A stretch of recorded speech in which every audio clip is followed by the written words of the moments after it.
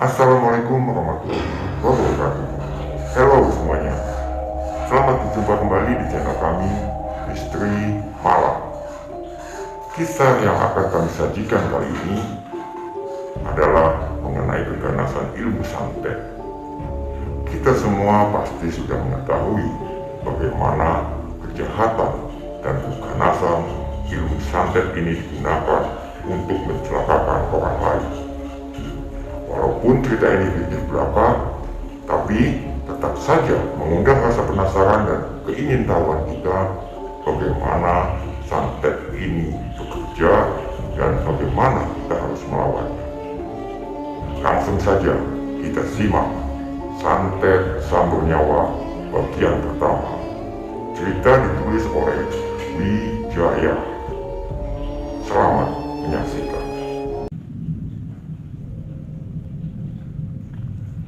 Kisah ini berawal saat aku menerima sebuah pesan inbox dari seorang teman yang bercerita tentang kehidupan keluarganya yang mengalami kejadian-kejadian di luar nalar. Assalamualaikum Mas Wi, cap kawanku yang bernama Irwan.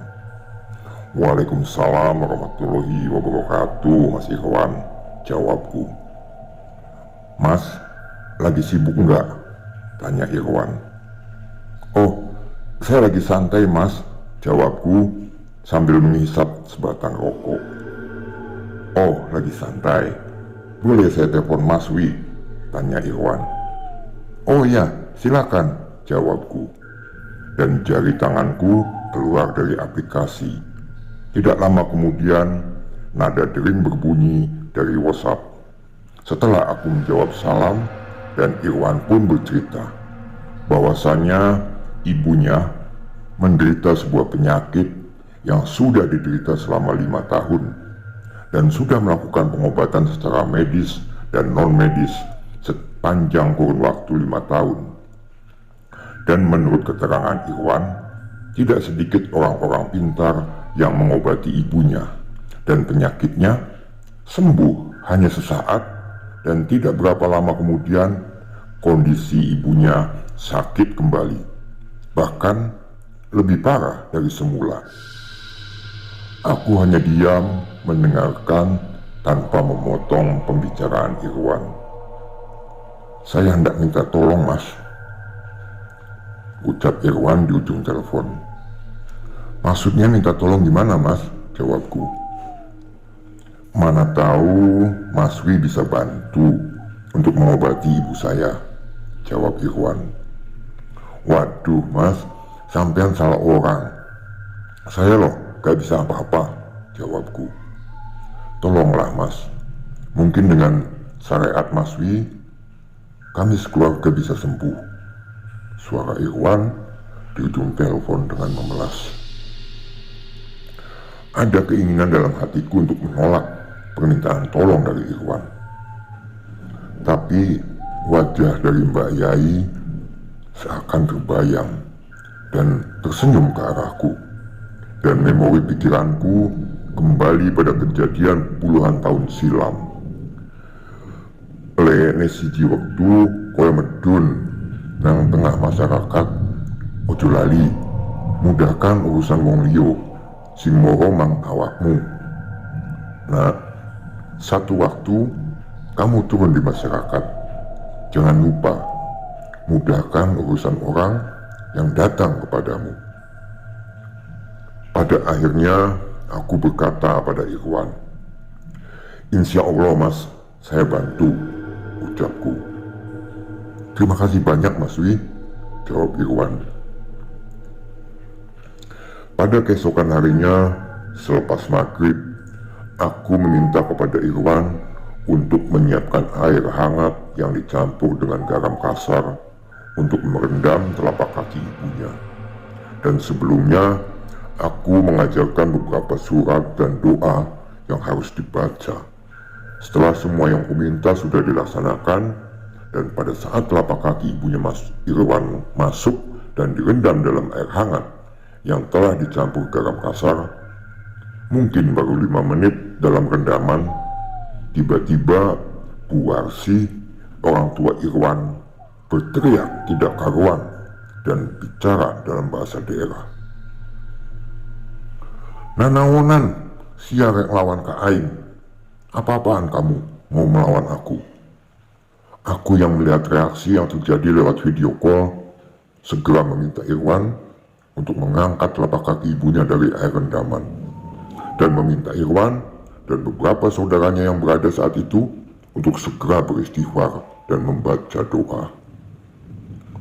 Dan kejadian itu diulangi beberapa hari berikutnya. Reaksi yang terjadi betul-betul semakin luar biasa. Bahkan saudara-saudara Irwan yang saat itu berada tidak jauh dari Bu Warsi mengalami kerasukan. "Wan, siapkan air segelas," pintaku.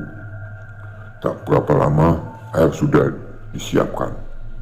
Aku segera memejamkan mata, berdoa, dan mentransfer energi doa lewat segelas air yang aku lihat di video call. "Cepat Wan, basuh muka orang-orang itu dengan air di gelas," pintaku dengan sedikit panik. "Iya Mas," jawab Irwan sambil melakukan apa yang kuminta. Tidak berapa lama kondisi kembali tenang dan telapak kaki Bu Warsi sudah keluar dari air rendaman. "Gimana Mas Wi?" tanya Irwan. "Mohon maaf Mas, ini tidak bisa. Ini tidak bisa ditangani hanya dengan transfer doa. Jujur, hawa negatifnya kuat banget. Jadi harus ditangani secara langsung," jawabku. "Iya Mas, saya paham. Kira-kira Mas Wi bisa nggak datang ke sini?" tanya Irwan. "Insya Allah Mas," jawabku singkat. "Ya sudah Mas, nanti saya kirim tiket agar secepatnya Mas Wi datang dan mengobati ibu, juga keluarga saya Mas." Beberapa hari kemudian, sebuah notifikasi pesan masuk, dan sebuah pesan dari salah satu penerbangan tujuan kota Bandung.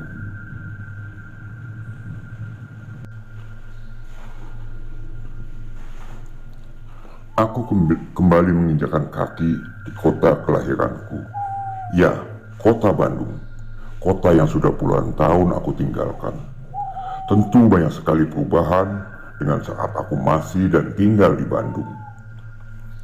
Irwan sudah menunggu di pelataran kedatangan, dan kita saling berjabat tangan, lalu melangkah ke area parkir, dan tidak lama kemudian kendaraan yang kami tumpangi meninggalkan bandara. Sekian lama di perjalanan, maka sampailah di sebuah rumah yang cukup besar dan megah di salah satu kawasan kota Bandung. Saat kakiku menginjak halaman rumah, aku merasakan sebuah energi negatif yang tiba-tiba datang juga menyambar bulu kuduk. Pori-pori di tanganku langsung meremang disertai hawa dingin yang lembab serta menusuk tulang. Ya Allah, batinku. Ketika dada sebelah kiri begitu sangat terasa sakit dan sesak, seperti ada sesuatu yang menusuk. Dan selanjutnya aku dikenalkan dengan ibunya Irwan. "Panggil saja Mama, Wi. Kamu seusia anakku," ucap ibu Irwan. "Iya Mah," balasku sambil menganggukkan kepala. Lalu tidak lama kemudian, satu persatu saudara-saudara Irwan datang, dan kami saling berjabat tangan disertai menyebutkan nama masing-masing. Sari, Neti, dan Dadang adalah adik-adik dari Irwan. "Wi, kira-kira Mama bisa sembuh nggak?" tanya Mama sambil menatap ke arahku. "Insya Allah Mah, hanya Gusti Allah yang punya hak untuk menyembuhkan dan memberikan kesembuhan. Wi hanya manusia yang tidak jauh beda dengan Mama," balasku sambil tersenyum ke arah orang tua yang memang secara usia tidak jauh beda dengan ibuku. "Mama capek Wi, geus loba anu ngubaran Mama, geus beak-beakan. Mama hayang cager seperti biraha-birahi deui. Mama capek Wi, sudah banyak yang ngobatin.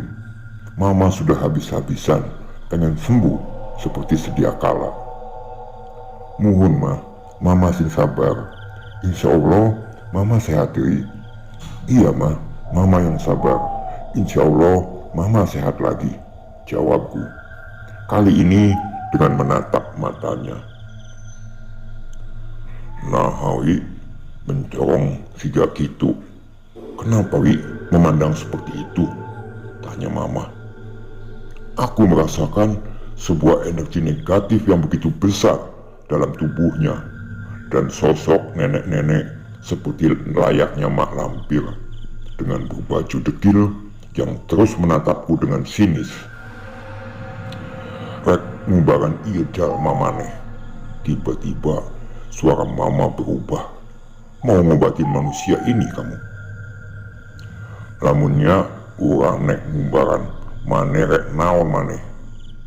Kalau aku mau ngobati, kamu mau apa? Jawabku tidak kalah sengit. Di podaran si aku aing, aku bunuh kamu, cetus nenek lampir. Aku segera mengusap wajah Mama serta menekan tengkuknya, dan Mama segera sadar. Iya, aya naon Wi? Ini ada apa Wi? Ucap Mama. Kejadian itu tentu saja bukan yang pertama terjadi, dan siapapun yang mengobati pasti akan bersentuhan dengan makhluk astral yang dikirim sebagai media untuk menyakiti Mama. Memang kuakui saat bersentuhan dengan kiriman jahat yang bernama santet, maka konsekuensinya akan terjadi sebuah serangan pada yang mengobati, dan bisa saja berakibat yang fatal, dan tidak menutup kemungkinan nyawa kita sebagai taruhannya. Malam itu, setelah sholat isya dan setelah air hangat juga garam kasar merendam telapak kaki Mama, aku meminta Irwan dan saudara-saudaranya untuk duduk bersama mengelilingi tubuh ibunya. Semua harus berdoa dan fokus, satukan hati dan pikiran, dan jika terasa ada yang mau masuk, lawan, ucapku mengingatkan. Belum ada jawaban dari Irwan.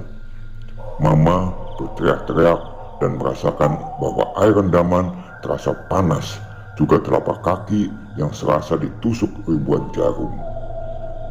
Kedua tangannya mengepal menahan sakit. Aku segera meminta Mama untuk menarik kakinya dari air rendaman. Nyebut mah, ucapku. Nyebut naon Arisya? Iya aing nu ngaranna Nyai Cengkring Manik, anu bakal ngalawan kasia ditelek sia ku aing. Hehehe. Nyebut apa? Ini aku yang namanya Cengkring Manik yang akan melawan kamu. Aku telan kamu, diiringi tawa. Kalau sia di iraga, iya geus jadi urusan aing. Diduk sia ku aing. Keluar kamu dari raga ini, atau aku bakar kamu, jawabku dengan nada menantang. Aku segera mengusap wajah Mama dan meminta air dalam botol. Wan, siapkan air dalam botol, pintaku. Tidak lama kemudian, air dalam botol aku siramkan di 4 penjuru rumah dan meminta semua masuk kamar. Tinggal aku sendiri di ruang tengah. Secepatnya aku bersuci, lalu duduk bersila, menyatukan hati juga pikiran, larut dalam kemahabesaran asma Sang Pencipta. Aku seakan merasakan masuk dalam dimensi lain dan tengah berhadapan dengan sosok nenek-nenek yang berbaju hitam dekil, yang tiada lain Nyai Cengkring Manik. Kamu dari mana? Dan siapa yang menyuruh kamu? Tanyaku. Siapa aku dan siapa yang menyuruhku? Kamu tidak perlu tahu.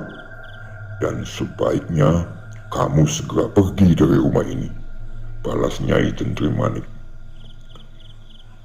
Balik sama yang menyuruhmu, atau aku paksa keluar dari tubuh Mama, ucapku dengan garang. Dihakan siaku aing. Aku makan kamu, ucap Centring Manik seraya mengangkat dua tangannya yang telah berubah dari siku sampai pergelangan tangannya berwarna hitam. Aku sadar dengan melihat perubahan pada lengan Centring Manik dan dengan segera merapal doa Jibril. Hush! Satu larik sinar hitam menderu mengarah ke arahku. Dengan cepat aku dorongkan telapak tanganku ke depan dengan pukulan Jibril yang sama-sama berenergi panas. Lalu sebuah larik sinar putih menyongsong larik sinar hitam, dan dua energi berbenturan, disusul ledakan dan dua tubuh yang sama-sama berjajar ke belakang. Edan Syah, di podaran Kuaim. Edan kamu, aku bunuh kamu, ucap Centring Manik seraya kembali merapatkan tangannya di depan dada. Lalu satu kakinya menghentak seiring sebuah teriakan dan deru angin yang datang menerjang ke arahku.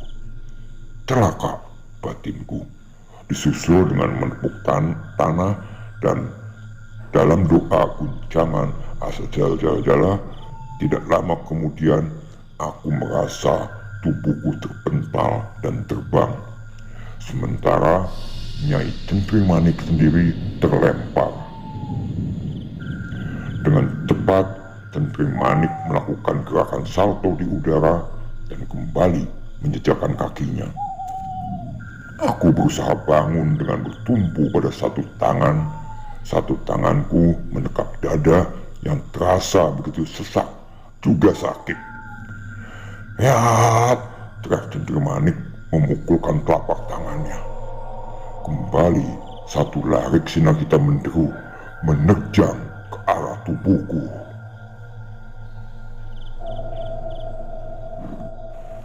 Sampai di sini cerita Santet Sambil Nyawa bagian pertama.